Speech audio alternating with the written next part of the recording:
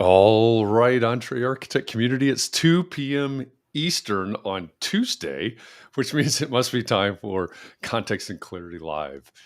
Thanks for joining us today.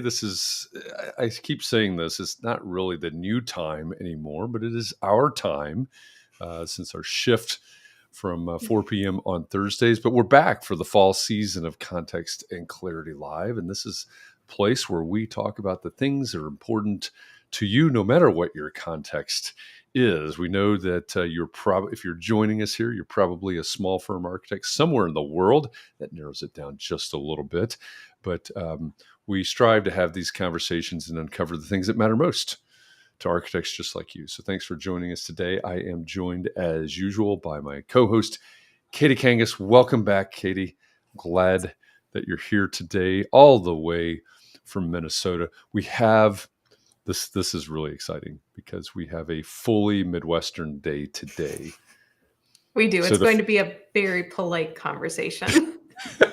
This is true.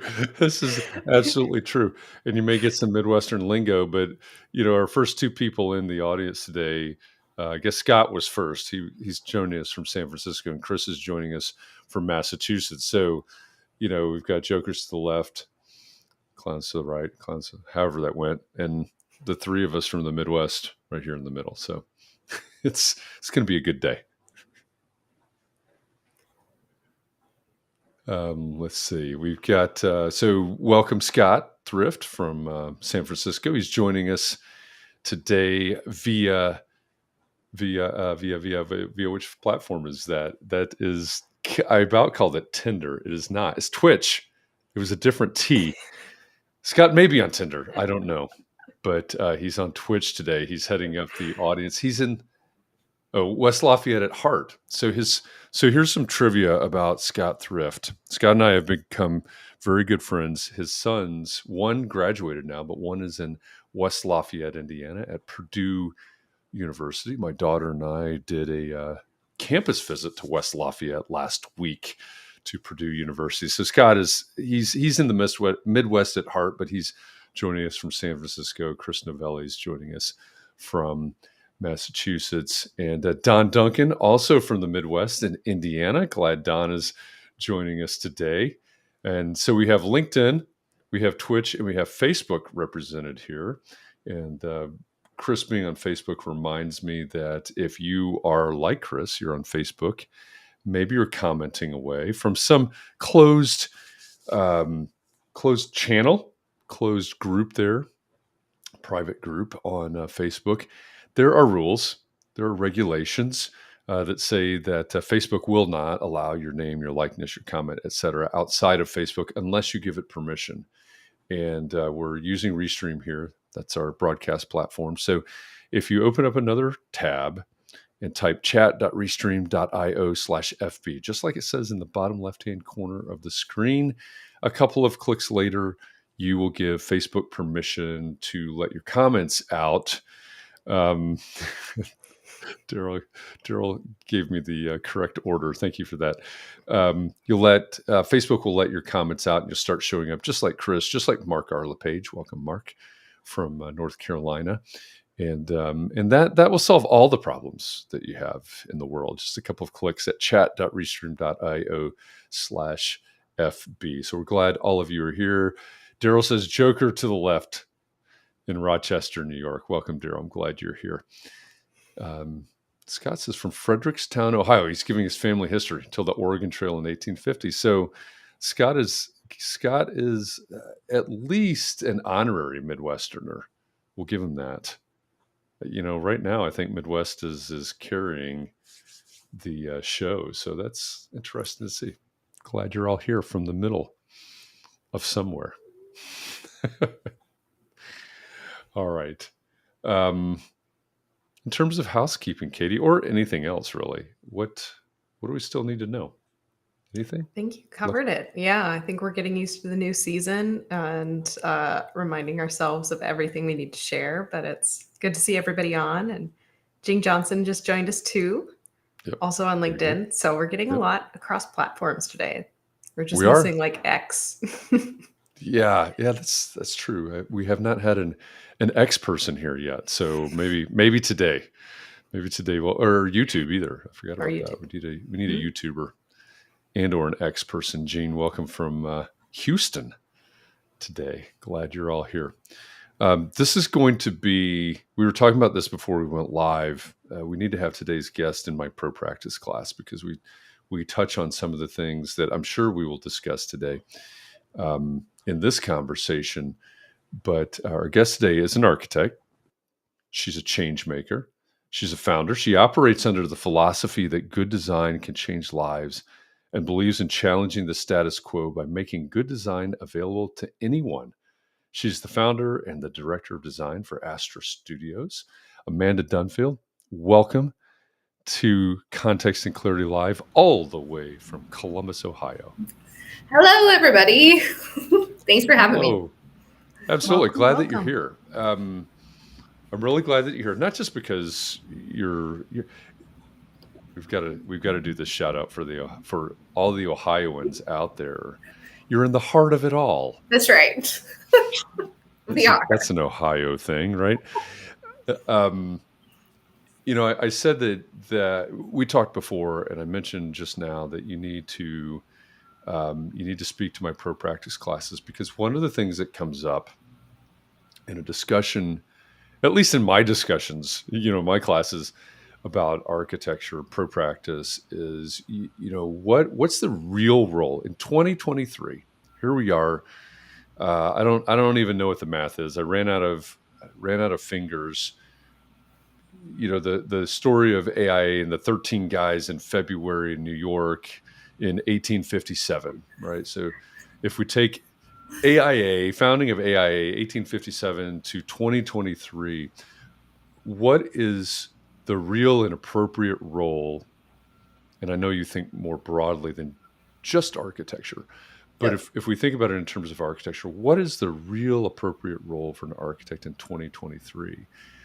And I have a lot of students that are interested in social justice. They're interested in housing and security. A lot of topics that when I was in school were never discussed, or rarely. So I think that's one of the reasons that it's really interesting to have you here, and really interesting to talk about that idea of making good design available to anyone. So how did this get started? How did this focus on making change, on change makers, and making design accessible, if I can say it that way? Where did this all begin for you? Yeah. Where did it begin? I think it's the reason why I became an architect to begin with, right? I think so many designers broadly, but certainly within the discipline of architecture, we're called to find a way to make the world a better place, right? Yeah. And I think we get it like exposure to that in school too, right? That we have agency there, and we have a powerful tool at our hands. And then we get into practice, and I think a lot of us get disappointed because, yes, the learning the craft, right? That needs to happen, right? And it almost doesn't matter what you're working on. You need to learn the tools and understand the process in order to get, from idea all the way through construction on a project, and what that takes. But eventually, that's not, like, for me, that wasn't enough, right? We needed to find a way to be using those skills for a client that we didn't normally serve, right? Mm-hmm. They were the ones who I wanted to figure out how to help. And so after I got out of grad school, I took a break of 4 years in between undergrad and grad school. So I got out and worked and got experience. And after grad school, I took the Public Interest Design Institute through Brian Bell. So they came to Cincinnati and hosted a 2-day workshop. And sitting there, like, being with other professionals who are really interested in public interest design and who were doing it, right? And they brought in speakers. it was very powerful to see like how other people were starting to address this, how to use design in a meaningful way in their communities, right? But what I learned is most of them were nonprofits, and most of them were attached to a university. So I was like, okay, that's certainly a model, but like, how do we have a model that's different than that? How do we have a for-profit model that's doing good in the world? Like, how do we make this a sustainable business model that is, that could actually be the thing that we do all the time, right? So I think it started off as the reason why I got into design to begin with, but the crafting the how has taken since like 2011. Yeah. I'm glad you said that. I like the way that you said that. And you mentioned the model, the business model. And that's a hill I'm willing to die on. When the stereotype, and it's more than a stereotype, there's a lot of reality, a lot of reality to this, but when the stereotype is that architecture and architects and the things that architects do, the things that architects design is primarily for the 1% or something, so, the elite, basically, whether that's a college or university or a very rich residential client or somebody like that. I will forever contend that if you want to practice architecture for others, and I don't know if that's 99% or 80% or whatever the balance is, that there has to be a different business model, because the traditional model is literally designed to serve those people, whether it's a percentage of construction or whatever the model is. And so I love that you lead with that, because I think you're exactly right. And I want to know more about how you've thought about that and how you've deconstructed that and how you're putting it back together. Sure. So, do you want me to talk about the actual model that we have then? Absolutely. Yeah. Okay. So I went off on my own in 2016, and I've gone through a variety of iterations of this, right? Sure. Right out of the gate, it was like, just get jobs and do jobs, right? Mm-hmm. And then on the side, try to figure out, okay, how do we start tweaking this to do something else, right? And I guess to lay the groundwork of this story of Astra Studios and me is I went out on my own, had 2 major surgeries, and then 2 babies within the first 4 years of practice. You were busy. And then there was that little thing called the global pandemic, so there was a lot of starting and stopping and then starting again and stopping again. And so after the birth of my youngest daughter in October of 2020, as I was coming back to work, I was like, I have to make a decision here, right? Like, am I going to stay small and I'm just going to like take on one-off projects here and there and stay at home? Or am I going to really attack this problem, right? And the universe was calling me to do something bigger. And, there's a point, I think you hear this from people, like, you can't ignore the calling, right? Mm-hmm. It'll beat you over the head eventually.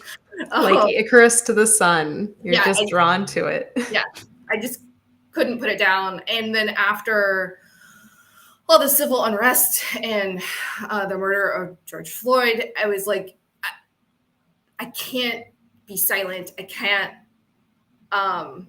keep this to myself. We need to figure out another solution.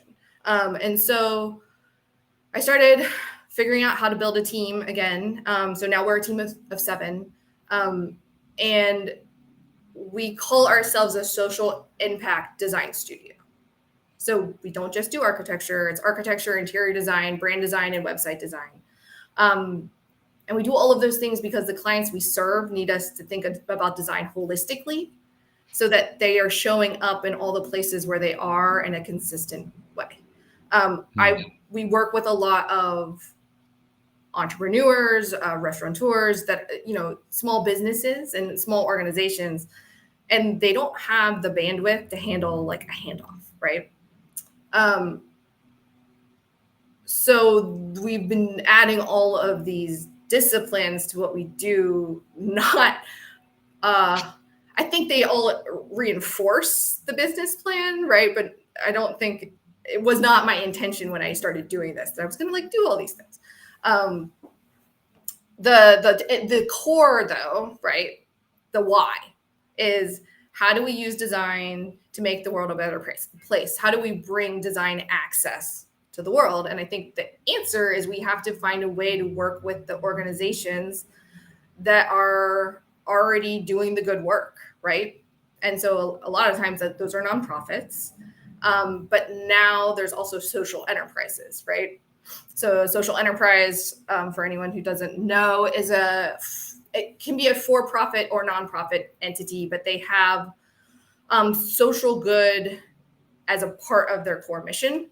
And for a for-profit social enterprise, you're giving a portion of your profits back to something, right? And so that was sort of like one step for us, is to just say, okay, we're a social enterprise. We're going to give a portion of our profits to provide design access to social impact organizations, right? But like, that's not, we don't make enough money to have that even come close to meeting the need that we see, right? So this is, again, I am a big thinker. I'm always tinkering with things, and it's like, okay, this isn't quite working good enough yet, right? So I've now created a fund through the Columbus Foundation, through the United Way, that will, in a much broader sense, provide design access then to social impact organizations. And I say social impact organizations because I want to be clear. It's not just the nonprofits, right? Yes, nonprofits, but there are for-profits that need this work too. So we have to have a tool that can help both of them. And so we're just really starting that journey. That's all structurally set up. I am about to have a big conversation on Monday. So fingers crossed, everyone, that we get a nice pot, some funding going on in there. Oh, I just saw a question. How can we help or copy the model? Yeah, I mean, I think so. The big vision in this, right, is we all know this. Like the work is needed everywhere, and it's sort of specific to that place. So in the the goal is to figure out how this business model is going to work here in Columbus, Ohio, and within this region. And then after we figure that out, really like grow these studios around the country. Because again, this is it's sort of like a grassroots movement. How do we actually help co-create the projects that we want to see in the world, and then get to work on those projects, right? And we don't want to provide that just for like us as individuals. We want to be able to provide other designers with the ability to do that too. So you have certainly worked in other firms in your career, right? As you're coming up, what is, what's the biggest difference between Astra Studios and a traditional firm that you worked for in the past? Yeah. Okay. Well, first let's start. I've worked at 13 different offices. So I went to the University of Cincinnati. We co-op, and so you get used to jumping. Yep. Yeah. I didn't think about that. So, lots of different experiences. I think we are similar probably to a smaller firm, right? We're all wearing multiple hats all the time and sort of, also running around with our hair on fire, maybe more than we should be. And the architecture and interior design we do is like very similar. I think how we're different is really what we've been trying to create is an integrated model where everything we do is starting with the story, which is a branding like philosophy, right? So we start with story and then carry that through into the other design disciplines. And that can just sometimes be the architecture and interior design, right? But it's bringing then the other like branding in the environmental branding into that space, or it can just be just the story and then carrying that into a website or what other like marketing collateral a client might need to be able to make sure that they're showing up in those spaces in the way that they are in their physical spaces, right? Does that make sense? It's getting more reasons to talk to someone. It's giving the client more reasons that they should reach out and just talk with you because they may not be looking at a building yet, or they may not have a website yet, depending on where they are in that entrepreneurial process. But that idea of that buzz, and it's almost a group that's got a lot of energy inherently. It sounds like the clients you're working with are highly motivated either by the purpose that they're trying to serve, a social good, or because they're just trying to get that thing started. And so that there's that early buzz that you can work with. And it sounds like the way you talk about it, you can meet that energy exactly and just help them channel it. Yeah. It sounds fun. It is. I mean, I think that's just it. Why, like, how do I want to say this? Architecture can be kind of stuffy, right? Like, it can be, and it shouldn't be. I mean, it affects everything, right? It's everything you do, you're moving through something that an architect touched at some point in time. I mean, I guess unless you're in the woods, right? We should be having fun. And I think we have a burnout culture or toxic culture that comes out of school that we carry through into practice. And I think that like the younger generations are ready to put that down. If they're going to work so hard and be like, what's the right word? Just like so stressed out and so invested, right? It's that emotional attachment to your projects, right? If you're going to provide that kind of output, it should be to something that you actually care about and not just lining some wealthy person's pocket, to just continue the the capitalistic system that we're operating within. And I think that's it. Like what we're trying to do is maybe hack capitalism a little bit, right? Hack on it. Sorry. So I heard from other architects who were more seniors several years ago that they've been doing pro bono work their whole careers, that's always been a part of their practice, that they use it to benefit disadvantaged communities that are nearby them to do that work. And pro bono is either reduced cost or free. I also was watching a TED Talk this morning about this sort of open source idea of people designing together, but everyone just donates their time and donates everything. The way you talk about this and present this, it sounds more sustainable because you want to make it status quo to be able to serve these projects within a for-profit structure. And so what makes this the time that you think this will work and take hold? Because I feel like architects have wanted to do this for a long time. It's just hasn't manifested. And the way that you're puzzling this through and working it out, it seems to be taking more traction with the format that you're presenting? Yeah, I mean, I think we'll see, right? Is the we'll see. Well, we can touch base again in a year or two and like see how this has developed. But yeah, when I was thinking about this after grad school, the models that I saw out there were people who had for-profit architecture firms and then a nonprofit architecture firm. And then the for-profit was subsidizing the nonprofit, right? And that's a model, right? The issue is that you have to spend so much time and energy doing the things that make the for-profit firm work that you don't have much time to give to the nonprofit firm.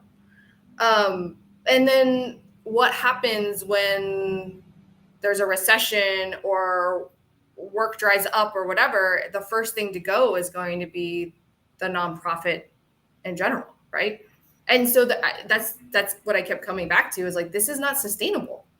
This is not an actual answer to how we can address the needs that we see all around us, right? And again, in a meaningful and an impactful way, and have it be the focus of what we do, instead of, we get to touch it once a month, or we get one project a year, or whatever it is. Daryl's got a good question, and it's about funding. Is there another funding mechanism to support your firm, the time it takes to offer architectural services? And many, and I know from my students over the years, they've all been fascinated, not all, but many have been fascinated by Mass Design Group.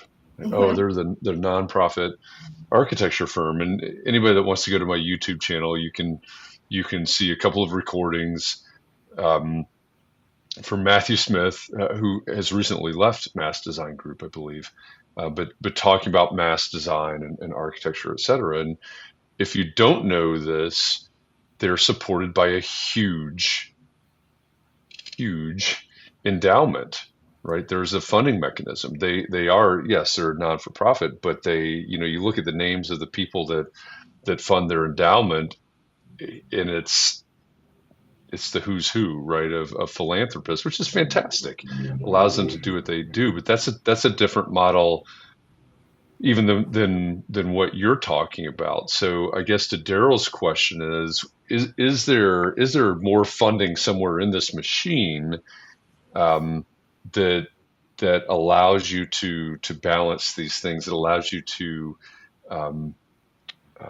provide these services in these ways? And then I've got a thought on how what you're doing is like the Apple Store, but we'll get back to that.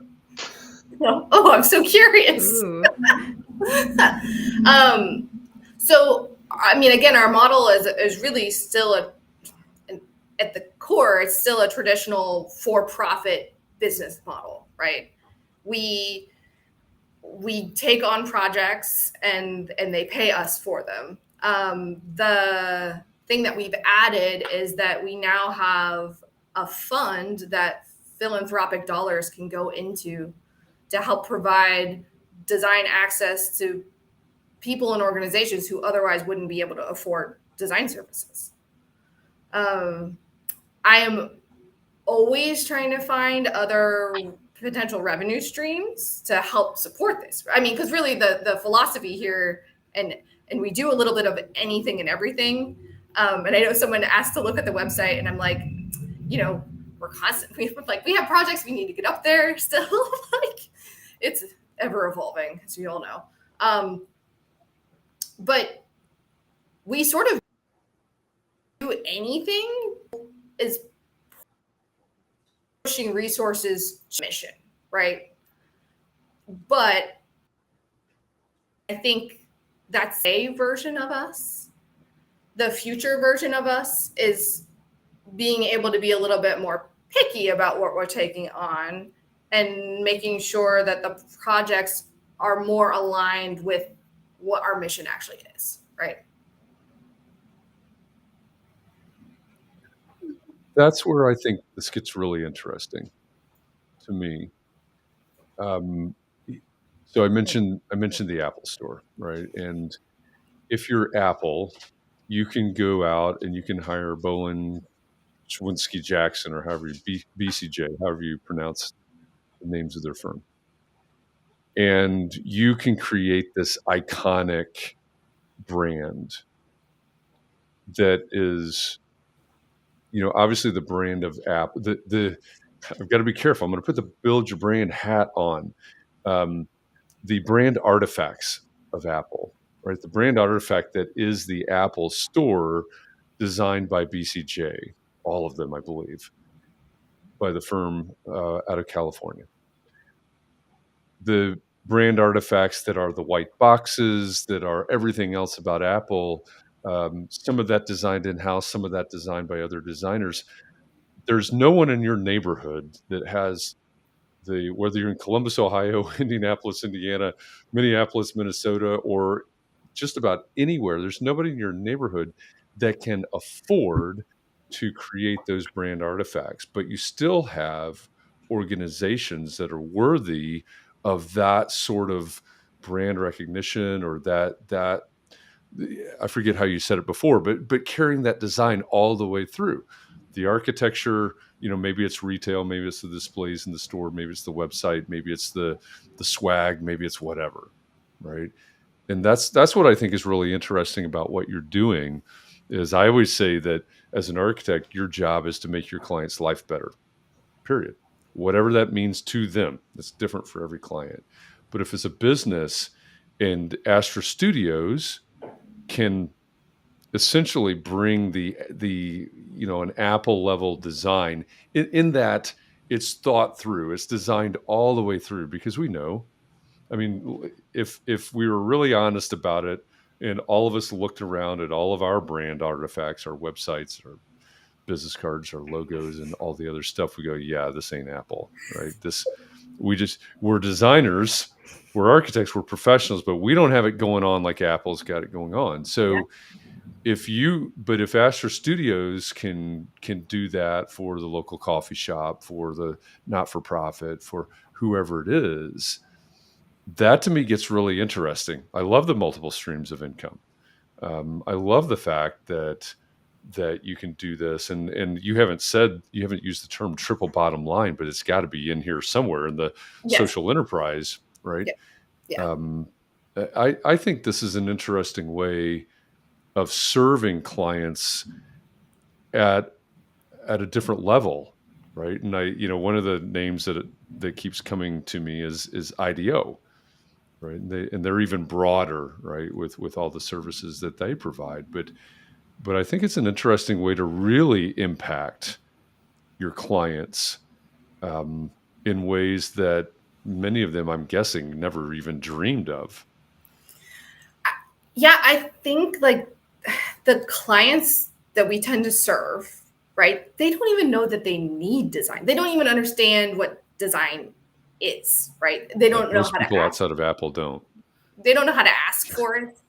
And so it's kind of, I mean, a big part of actually what we need to do as far as like marketing, right, is actually education.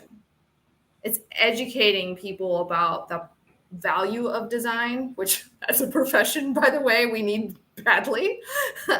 And then the why would you pay for this? What should the ROI of design be for you, right? And we want to make sure that we're empowering our clients to really maximize that ROI and hopefully really expand and amplify whatever the impact is that they're looking to have. This is just so exciting. I see just this network growing for you because the people you work with will want to know each other. And I just see you as growing as that network and that connection and that resource for all of them as this continues to evolve and grow. There just seem to be so many things possible as you continue to talk to more people and grow that network. And incredible to hear that you've gotten the United Way locally to start to fund and that's a national organization, I believe. And so once you start to introduce those ideas at one scale, you start to see the possibilities for it growing. Yeah, I mean, I think that's the point for me, I guess, as the CEO, right, is to figure out how to make this work at this scale, but really systematize everything so that we can not just scale like in size here, but actually transplant this model to other places and have it be successful there, right? And not have to reinvent the wheel every time. I think, one thing that intrigues me about this is, and I was talking with somebody about this earlier today, is that one of the ways, a guilty pleasure, one of the ways that I like to stir the pot is to ask architects, in your state, what percentage of projects require an architect's involvement, require an architect to stamp that set of drawings, or whatever's appropriate for the project. And if you're in New York or Pennsylvania or New Jersey or California, you're all of them, all of them. In 48, 47, 46 of the states in the union, that's not the case. The majority of projects don't require an architect. You could hire an engineer to stamp it, or it's residential and it's not required anyway, et cetera. And I mean, that's the reality. The majority of the projects in the United States. So those of you that are in our audience that are outside the United States, I apologize for a very U.S. centric comment, but I think this model is intriguing because you could expand the reach of the profession by providing that value that doesn't normally come from a traditional architecture firm. Provide more value, expand the reach of the profession into projects that may not have had the involvement of an architect anyway, but you bring the sensibility, the expertise, all the things that you bring to the table. And I know you've got more in your staff, including a Story Brand certified brand guide, which I enjoy. Yep. That's another thing that intrigues me about this model, is that you could be going the opposite direction of the way that I see a lot of things happening, right? I think the profession is in danger of really drawing back, right? If we don't think differently about the services that we provide, the way that we provide them, you're going the complete opposite direction with that. Yeah, I feel like there was a reckoning still that needs to happen for a lot of architecture firms, that we can't just pretend that what happened over the past couple years didn't happen and revert back to what we were then, right? It's different. I think our employees want something different. I think the public is asking for something different. And I think that the answer is going to be different for all of us, but certainly, for us, it's, again, just like really honing in on what is the purpose for us being here, right? And how do we make sure that we are using really like our skills, our passions to make the world actually better, and not waiting. And again, this is for me, like, I'm not going to wait for someone else to come up with an answer. We just got to start like tinkering with it and see what works. Yeah, I love that. Don's got a good question too. And this probably goes to the different iterations, right? And I love the fact I am almost 3 weeks now into our incubator that I'm running for Shadow Partners. And what's funny about the startup world is that there's constant iteration, right? And there's constant learning, changing, throwing it out and starting over, et cetera. So Don wants to know, when you started out, did you find yourself changing your fee structure when working with not-for-profits versus for-profit clients? That happens a lot. Been there, done that. So how about you? What's your experience? Yeah. I mean, I think as a young firm, when we first, I mean, we're still not like we have all the answers now. It was just like any work, get any work, right? So I was not making fees that were not, my fees were not what they should be, right? I was undervaluing myself.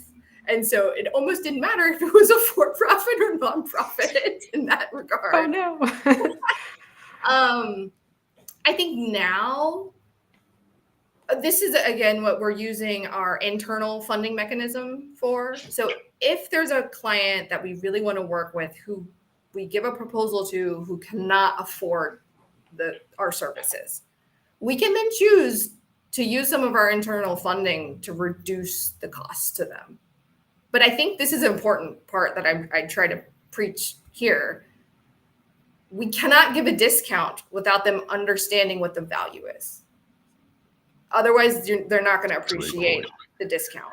That's so a great point. Putting the full market rate price out there is really important. And then we can back down off of that in order, or remove scope or whatever it is to get it within what they can't afford. Yeah. So let's talk about the internal funding mechanism for a minute. I mean, who all has contributed to that fund, and how is that governed? How does that work? So, hey, they don't have it. We could take it from this. Should we, how does that work? So sorry, which one? Our internal fund or the fund with the United Way? Yeah, I guess I'm mixing those. I'm mixing those up. Let's start with the internal and then go to the United Way. Yeah. So the internal, the way that has happened to this point is, and we're trying to get a better system in place, right? It's been a little just Amanda gut check. like, oh, I really want to do this project with this client. Like, we're just going to make it happen, right? And what we need to do when we do something like that is quantify what kind of resources we're putting into that to be able to track those metrics over time. So I think, like, for instance, what's the number right now? I think like since 21, we've given away like over $20,000 worth of services, right? But so there's not, because it's our internal decision, there doesn't need to be a whole lot of structure. There doesn't have to be too much structure, and there doesn't need to be too much of an approval process. It's just like, can we afford this right now? Do we like, how bad is it going to hurt us? And if so, like, how bad, right? And then sort of go from there. But where I want to get to is really tracking, having a goal for how much we want to be giving away each year, and be tracking the metrics around that goal. So this is, again, like how we're in the stage of going from startup mode and flying by the seats of your pants, right? Into growing up into a real company. So we have some business consultants helping us to be able to get all of those good big business practices and models like built in to the structure here. But the United Way fund is, again, brand new. It's the structure is there, though there's just no funding yet. So this is what I've been saying lately. I'm like, hi, yes, I'm an architect, and I'm starting to fundraise. I have no idea what I'm doing. But I also, this is why I'm an entrepreneur and a founder, and probably a serial entrepreneur is the right terminology for me. I'm not afraid to go and try. I know that I'm not going to probably knock it out of the park from the get-go, but we'll learn from it and continue to do better over time. So the way that is structured is that there's a fund set up with them, and there's going to be a review committee that decides how that funding is then allocated. So there will be a whole application process, and we need to test it out and see what works and what doesn't, and then tweak it. I think this is like the right now iteration of this. There's a future version that maybe it's a standalone foundation or something. I don't know, but this very quickly gets out of what I know anything about, right? It's a terribly exciting time to talk with you about it, though, because you are figuring out, you are in the midst of it. And I remember talking with you and Matt earlier about this. Matt also works for you at Astra. And so it seemed like this was going to be 3 or 4 years out, but the timeline has just crunched, and it just seems like you're getting so much traction on it that you weren't expecting. And so it's exciting to see this boosting forward, just like your little logo of a rocket. It's going, and you're just trying to hang on and keep it going. And it's very fun. And there seem to be so many possibilities. I know when I've worked, like when passion projects come up and think, okay, maybe this is like, I work with them, they're kind of an ambassador in some sense. And it's kind of like part of my marketing budget is kind of offsetting the cost of some of the fees I might be discounting, but always invoicing them for the full amount, but to show them that value.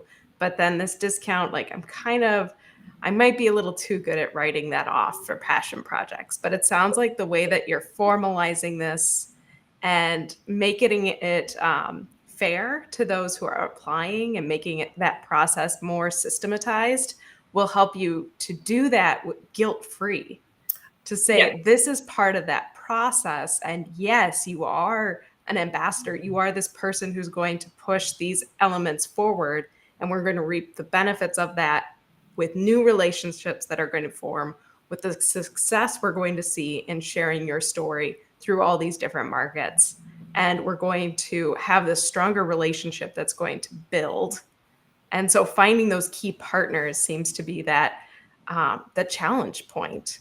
Like, who's going to be a good alignment for that, and what criteria can you know from the start to tell if it's going to take off the way Astra wants it to? Yeah, the creating the program was a really interesting deep dive into how do you weigh these different projects against each other, right? And give one more merit than the other, maybe eventually. I don't know that we have the full right answer. We are actually working with a diversity, equity, and inclusion consultant to make sure that we're not missing something that is not doing the thing that we want it to actually be doing, right? What was my point? There's just so much we don't know in this, how it's going to work, right? But we're trying to do the best we can at the onset. We really were building our rubric of how these projects will be assessed off of Maslow's hierarchy of needs, right? So the lower you are, the lower your project is in meeting the basic human needs, the higher it will be ranked then, right? That's fascinating to bring that into it. Yeah. Gone full on psychology now. Thought experiment. Again, it's like, what on the clients that we're hoping to serve and the clients that we do serve now, right? I think one of the new disciplines that we will end up bringing into the firm is someone who is a social worker or a psychologist, understands humans, like the whole human in a way differently than we do as designers, right? That's fascinating. It really is. The I'm stuck on Maslow for a second. But I also, one thing that really stands out to me, and I was thinking about this because there's something that's pretty complicated about this, but there's also something that's really pretty basic, pretty simple about this.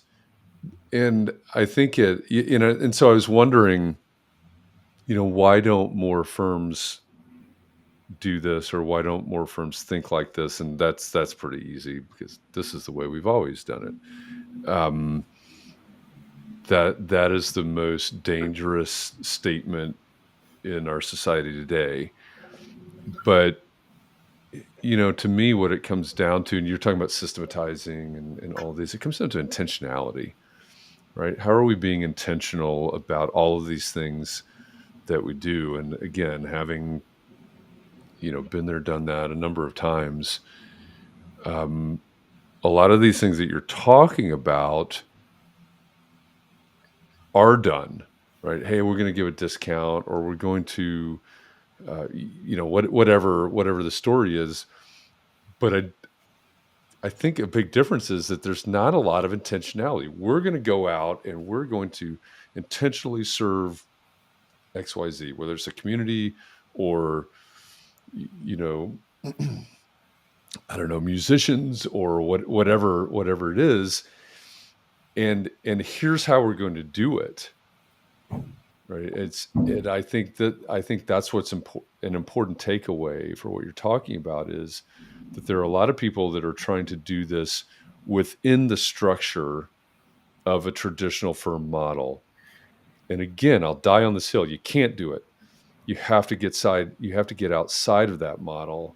Yeah. And that to me is the important takeaway. You're not that far outside, right? No. This isn't like bizarro world, but you're outside of that model, and you're intentionally outside of that model, and you're really thinking about how you serve a lot of different layers, a lot of different types of clients in different ways within your same structure. And again, I keep using the word fascinating. It is fascinating to me. So I love this. I love the fact that you're exploring it, and I also love the fact that you don't have it figured out. Yeah. But that's. Who does? but I think that's important.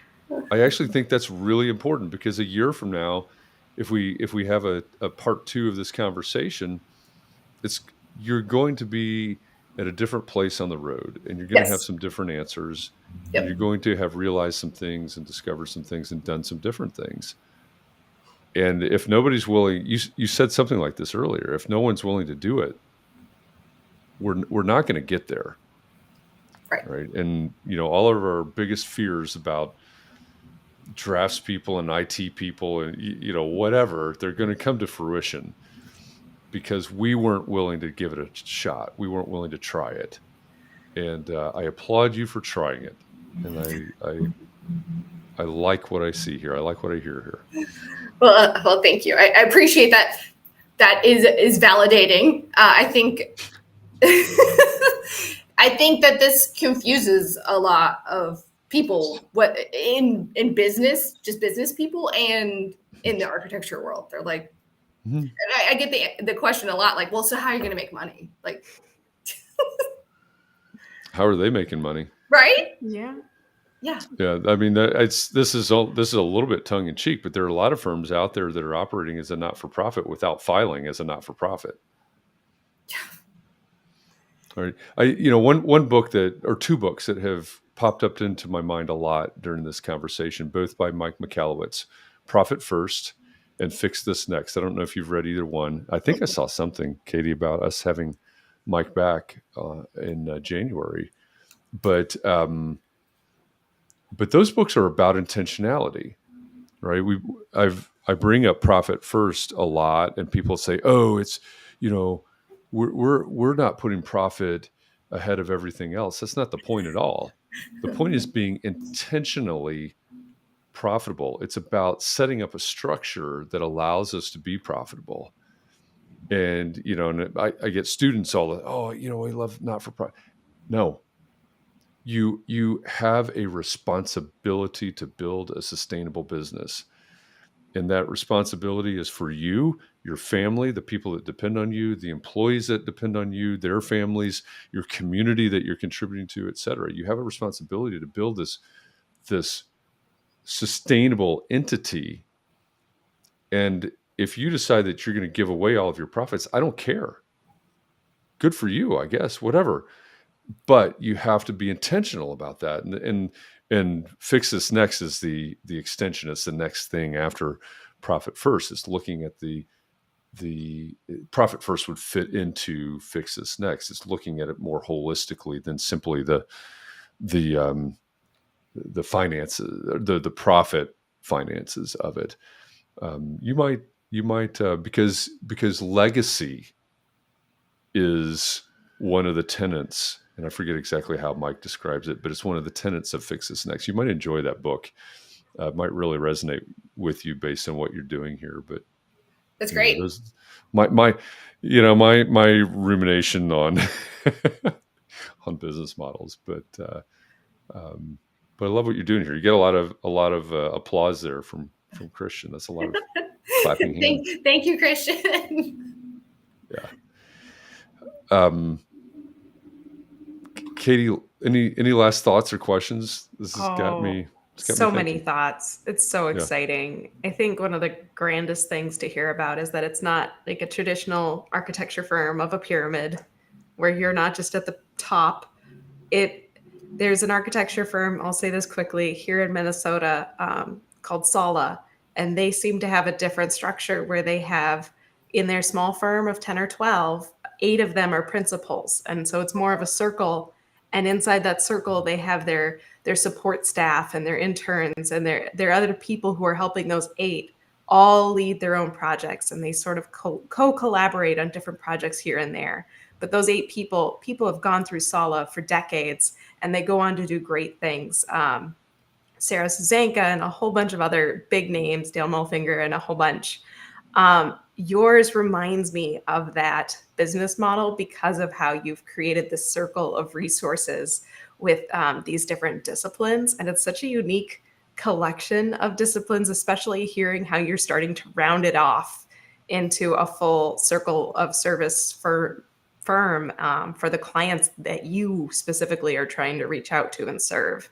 And so it's cool how that's starting to be informed by what you hear your clients asking for, and starting to mold yourself to be like, yeah, we could do that. Yes, that would build us up and that would serve you better. And so it's just so exciting where you are in this process. And it's going to be fun to check back in and hear how it continues. Well, thank you. I appreciate that. And I appreciate having this conversation with all of you, and look forward to following up sometime.